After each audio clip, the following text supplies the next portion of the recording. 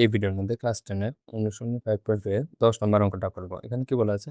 একটি সমান্তর পথের 17তম পদ 10তম পদের থেকে কত 7 বেশি।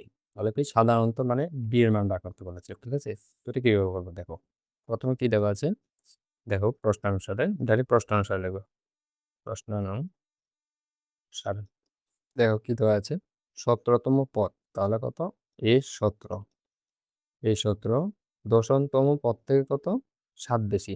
এই দিকে 7 বেশি আছে মানে দশমতম পদের সাথে 7 যোগ করে দেবো আর দুটোটা সমান হয়ে যাবে। ঠিক আছে, a10 প্লাস 7। দেখো এই লাইনটা ভালো করে বুঝো। একটি সমান্তরাল পদ্ধতির 17তম পদ, এই যে পদটা আছে দশমতম পদের থেকে কত 7 বেশি মানে এদিকে 7 বেশি আছে, তো আমরা এদিকে 7 যোগ করে দেবো আর দুটোটা সমান সমান হয়ে যাবে। ঠিক আছে, তো এবার দেখো আমরা কি লিখতে পারবো। এই 17 ইকুয়াল টু আমরা কি জানি? দেখো an equal to a plus n minus 1 d। তো এখান থেকে a 17 যদি বার করি কি আসবে? a plus 17 minus 1 d। ঠিক আছে, সেম ভাবে a 10 যদি বার করি কি আসবে?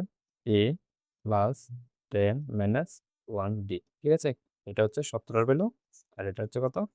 a 10 এর ভ্যালু। ঠিক আছে, তো এই দুটোটা ভ্যালু এখানে বসিয়ে দাও।